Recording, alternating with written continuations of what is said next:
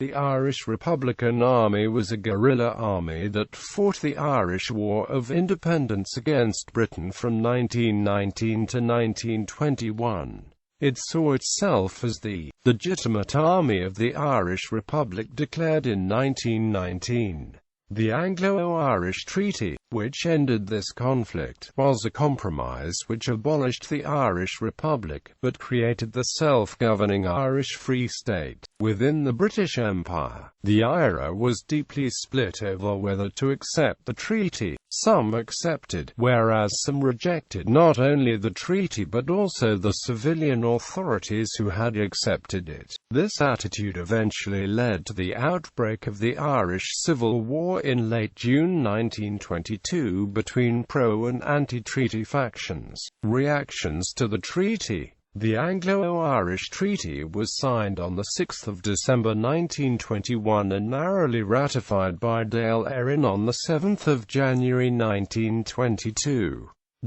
Although the treaty was negotiated by Michael Collins, the de facto leader of the IRA, and had been approved by the Irish Republican Brotherhood, the IRA's senior-ranking officers were deeply divided over the decision of the Dáil to ratify the treaty. Of the General Headquarters staff, 9 members were in favour of the treaty while 4 opposed it. Pro-treaty were Richard Mulcahy, Owen O'Duffy, J.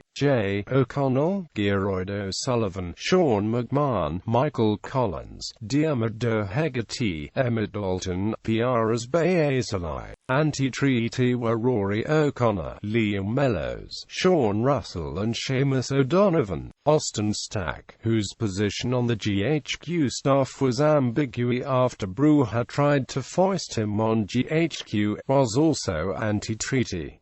The standoff begins. On 10 January, at least 3 anti-treaty members of the IRA GHQ, 6 divisional commanders and the officers commanding of the 2 Dublin brigades meet to formulate their anti-treaty strategy. They argued that the IRA's allegiance was to the Dáil of the Irish Republic and the decision of the Dáil to accept the treaty meant that the IRA no longer owed that body its allegiance. They called for the IRA to withdraw from the authority of the Dáil and to entrust the IRA executive with control over the army. The following day, this group issued Mulcahy with a letter requesting that an army convention be held on 5 February to discuss these proposals. The letter is signed by GHQ staff Rory O'Connor, Liam Mellows, Sean Russell, and Seamus O'Donovan, as well as Oscar Traynor, Liam Lynch and other IRA commandants. On 13 January, Mulcahy replied to the anti-treaty IRA officers to state that he would not call a convention without the authority of Dáil Éireann as the government of the Republic. On same day, Rory O'Connor wrote to Owen O'Duffy stating that convention would be called regardless. O'Connor added that O'Duffy's orders would only be obeyed by the anti-treaty section provided they were countersigned by himself. On 16 January, the 1st IRA Division, the 2nd Southern Division, repudiated the authority of the GHQ. On 18 January, Richard Mulcahy chaired a meeting of the GHQ staff, divisional commandants and some brigade commandants. It agreed to hold an army convention within 2 months and that, in the meantime, a watchdog committee, known as TH Army Reunification Committee, would be set up with representatives from both sides. This committee did not meet often, however, and failed to heal the rift in the IRA. A month later, on 18 February, Liam Ford, OC of the IRA Mid-Limerick Brigade, issued a proclamation stating that, "We no longer recognise the authority of the present head of the army, and renew our allegiance to the existing Irish Republic." This was the first unit of the IRA to break with the pro-treaty government. On 24 February, the Watchdog Committee, established a month earlier, met. Rory O'Connor requested Mulcahy to secure Dáil approval approval to hold an army convention on the 26th of March. 3 days later, on the 27th of February, the Dáil cabinet sanctioned the Minister of Defence's request to hold an army convention. This decision was duly announced by IRA Chief of Staff Owen O'Duffy, who requested brigade conventions to assemble to elect delegates. On the 5th of March, a standoff developed between pro- and anti-IRA forces in Limerick over who would take control of a military barracks vacated by the departing British troops. A compromise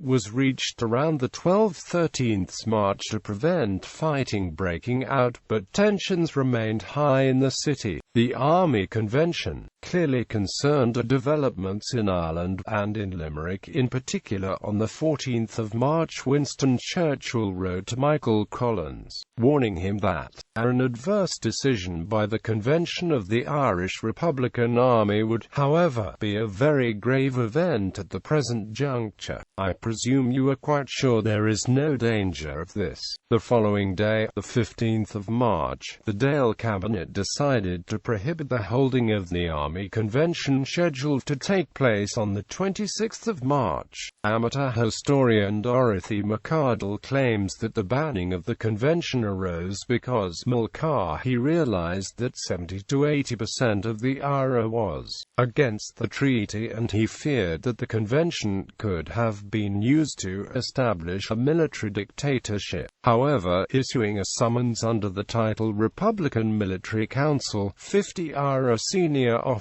including 4 GHQ staff, 5 divisional commanders and a number of brigade commandants, decided to go ahead with convention. On the 22nd of March, Rory O'Connor holds what was to become an infamous press conference at the headquarters of the Republican Party in Suffolk Street, Dublin. He declares that the army is in a dilemma, having the choice of supporting its oath to the Republic or still giving allegiance to the Dáil, which, it considers, has abandoned the Republic.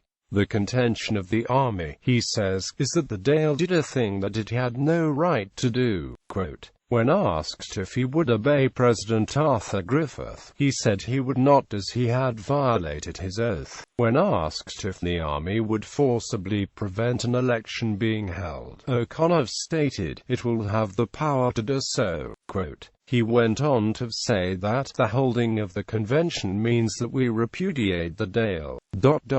We will set up an executive which will issue orders to the IRA all over the country. Quote, in reply to the question on whether it can be taken that we are going to have a military dictatorship, O'Connor said, you can take it that way if you like.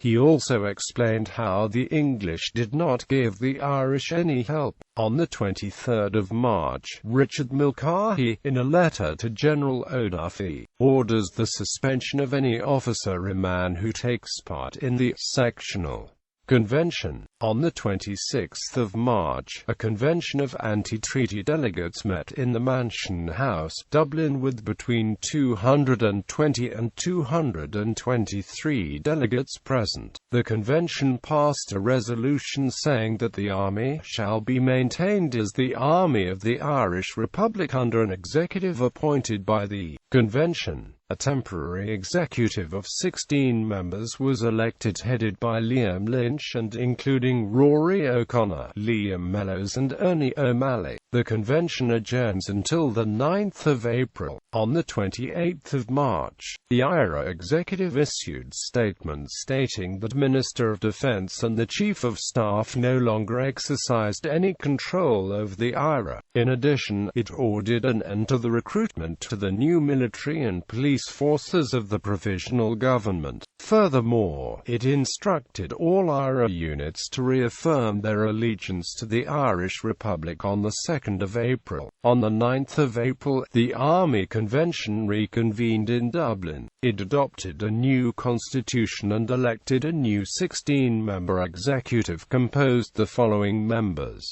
Liam Lynch, Frank Barrett, Liam Deasy, Tom Hales, Tom Maguire, Joseph McKelvey, Liam Mellows, Rory O'Connor, Peter O'Donnell, Florence O'Donoghue, Sean O'Hegarty, Ernie O'Malley, Say Amos Robinson, Joe O'Connor, Sean Moylan, and P.J. Rutledge. When the executive met, it elected Liam Lynch as new IRA Chief of Staff, Ernie O'Malley as Assistant Chief of Staff, and appointed a 7-member Army Council.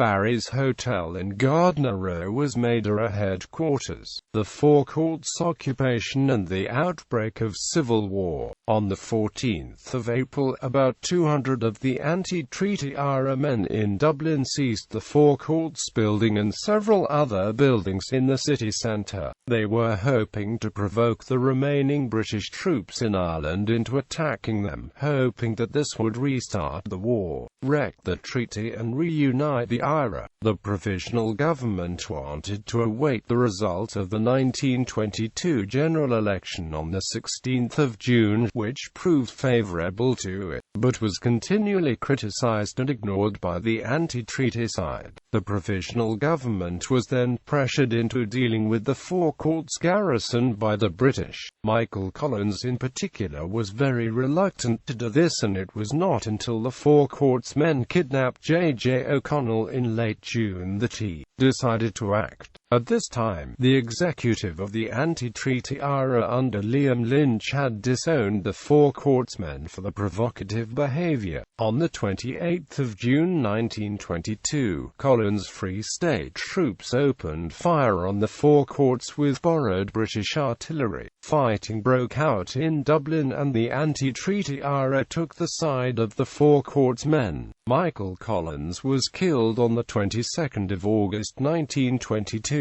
at the village of Be'equta-el-Narblath. The civil war lasted until May 1923, when the IRA called a ceasefire and dumped its arms.